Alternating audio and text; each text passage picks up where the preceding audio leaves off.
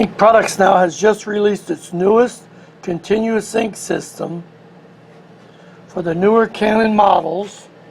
Now these models are different because there's no room to put a CISS in there. It's very tight right in here. But in this video I'm going to show you how we did it. We use a special hose and we're going to show you how to install it. It's only for a few of the models that they came out with. And we list them on the website, and we also list them on the video here. I'll show you how to put on the hose bracket first. That goes like that. It's got a little bend part here. That's going to stick and go right on the top right here. So when I put it in, it's going to go right here, and it's going to go right next to the printer right there, just like that. So I'm going to peel and stick that there. Now if you noticed, I've already put in my brackets on each side. That holds the lid open slightly so I can have hose travel. So there's one on this side and there's one on this side. Now just to show you this real quick, I just disconnected the hinges. And they're very simple to do. There's a hinge on each side. But here, I'll go down here and I'll show you what I'm talking about. The hinge clicks in. To get it, I put my finger behind it. I push down, and with my thumb, I push in to unlatch it. And I bring it up. Same thing on this side here. And that's going to get out of my way. Okay, now, like I said, I'm going to peel and stick that bracket. Just like that. Okay? Let's peel it. I'm going to stick the bracket right on over like that. Bracket. And what's going to hold the hose are these little clips that go in on that bracket. You're going to put one here and one here. It doesn't require one here. Now before I put it in, I'm going to fold and use a paper clip like this to hold that hose together so ink won't leak while I take it out of the orange clips. And you want to save these orange clips. My hose folded using that big paper clip, so you want to get yourself one of those. We don't use the hose shutoffs here like on some of the other systems because it can damage this hose. This hose is very small and flexible. Now to take the orange clips off, I have a paper napkin handy. I just unclick the front. And hear me. I'll unclick them all first. Then I'm going to flip it and put it in. Now you want to save these orange clips. I push on the orange clips till I unlock every one of them. Make sure you unclick it. Unclip, and you'll see it. There it goes.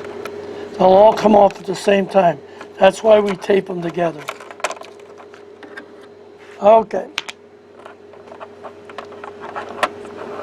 And that's the way it's going to look. And I'm going to pick them all up together, and I'm going to flip it and put it in. Just like that. Now take your time here, because if you don't click them in correctly, it's really a nightmare to get them back out again. So take your time. Make sure you put the cyan where the cyan goes, the black. You know, if you need more light, go get some more light. Taking my time. The hose is going to flip up, come around. The reason why I have the paper napkin, sometimes there's a lot of ink comes out and I blot it when I take those orange clips off. You want to save those orange clips.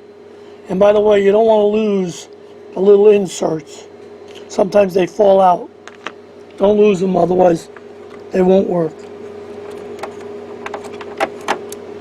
There, once I know it's in, I can click it. They're pinched or caught behind the cartridges. Sometimes that happens. Now I can push it over. I'm going to push it all the way over to the right side as far as it'll go. That's it. Then I can bring the hose up and put my first clip on. and I'll put my second clip on.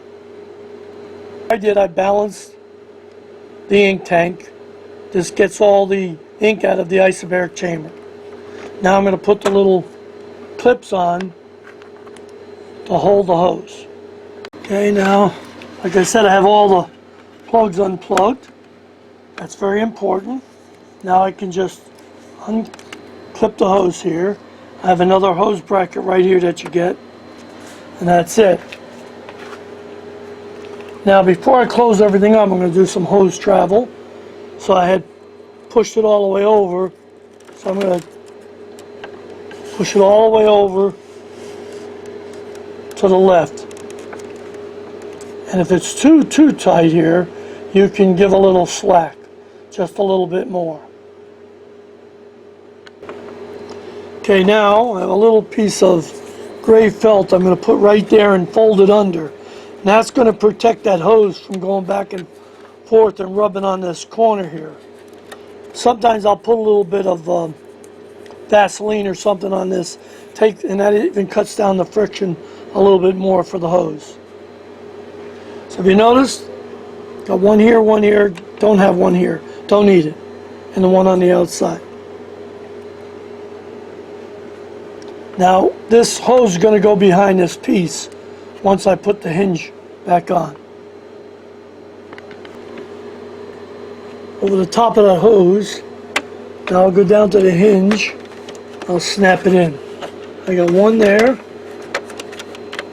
and another one right here. There. Now that's the way it's going to work. And you'll still be able to open up to use the scanner. Now, this is called the interlock jumper. The reason is it didn't go all the way down, so it's going to think that lid's still open. So down in here, right in the corner, I'm going to put that down in there to trigger that switch. And I'll put it right down there like that. There. Now it thinks the lid's down all the way. So you can still use all the functions of the printer. Now this is the MG6620, 5620, and some of the other ones work exactly the same way. Except this uses a little bit different hose. I did my hose travel. It's going to tell me I improperly shut down the printer, and I'm going to say okay.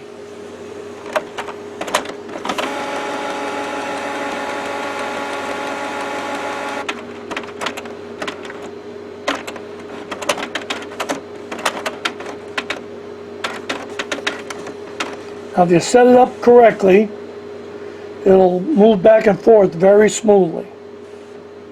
Like I said, where I put that little felt, sometimes I put a little Vaseline or any type of thing just to give it a little bit more sliding ability so there's not so much friction. Say okay. And now it's all set. So now I'm going to slide it over, go to setup, I'm going to go to maintenance, print out a nozzle pattern, and click yes. I've had this system in and out.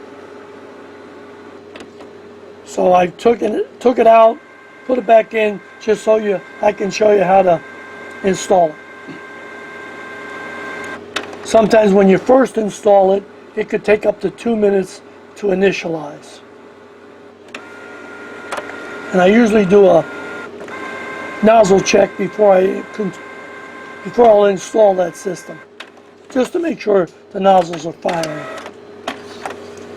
Now if you see a little air in the hose, just a little bit, pay no attention to that. Actually, a little bit of air in the hose is a good thing. It goes into the cartridge, and then that creates an air brake, because you have ink, air, ink. It's doing its check now. It's coming back and forth. You'll be able to see it. And I can lift it up and show you. It's moving back and forth. Okay, now here comes out the first sheet.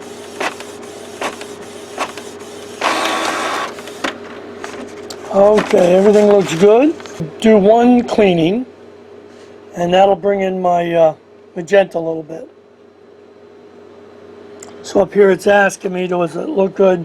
I just say B, yes, and then I'll do that cleaning. I like to do 1 or 2 cleanings after installing the systems. Sometimes everything runs perfect, you don't have to. Sometimes, depending how much trouble you had putting the cartridges in and how long it took you, that can cause a little bit of a problem.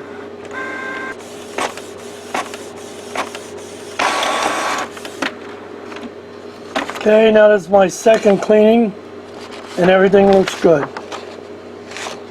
So that's how simple it was to install our ink supply system. Those on Canon paper, I even have some HP paper, and they're all looking excellent. Now I'm going to print it out on our paper because we have a very high quality professional paper, and when printed on it, it's totally waterproof.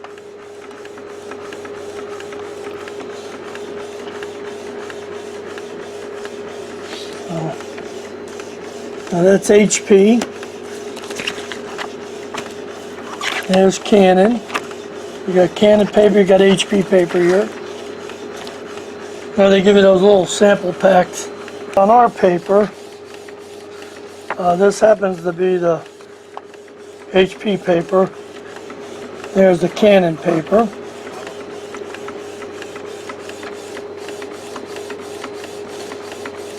Now what makes our paper so great is that the minute it comes out, it's waterproof. You can put it right in water. I have this little bucket of water here, a little dish full of water. As soon as it comes out, I'm going to grab it and I'm going to put it right in the water, show you.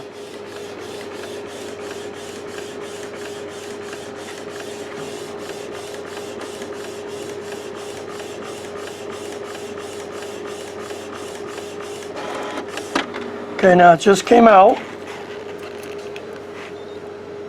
It's our photo paper right in the water. I'm going to rub on it too to show you.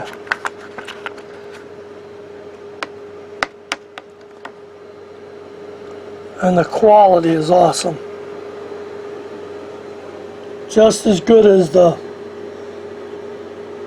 HP brand or the Canon brand, and it prints just awesome.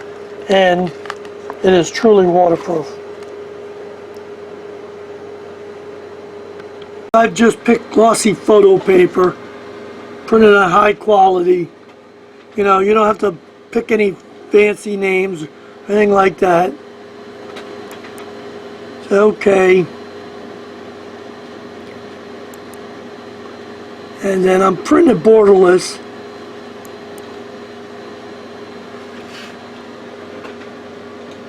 Now let's go over and take a look. Now, the other one's still soaking in the water. But see how quiet that's moving back and forth? If you set it up correctly, it's awesome. And there again, we use a special hose because there's no room for the standard hose to fit these new Canons. It's coming out now.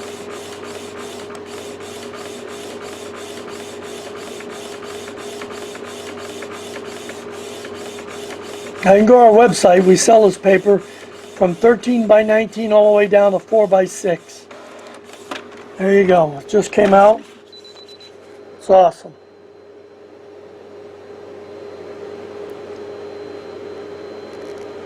Truly an awesome photo. There again, if you happen to get it wet, nothing's going to happen to it. Put this in an album, it'll last for many, many years. So go to inkproducts.com for the best American-made ink and now high-quality photo paper. to the video because it's going to give you a support code 16. When you see the red X, that's what you're looking for. Then what you can do is you can open this top up and remove the red jumper plug. There you go. Now the cartridges are going to come over to the center. They're going to come over. I'll hold it up a little bit. Going to wait a second. The minute you put it back in, the rubber plug back in, then that's going to reset the ink level back up.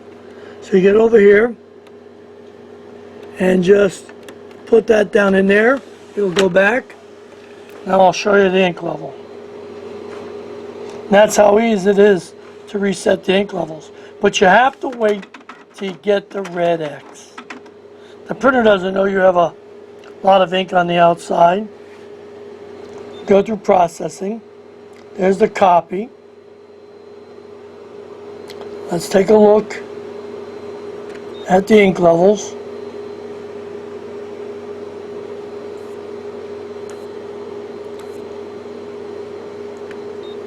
There you go. Yellow and black. Actually, the yellow went right up. That's the one that was showing. It was empty.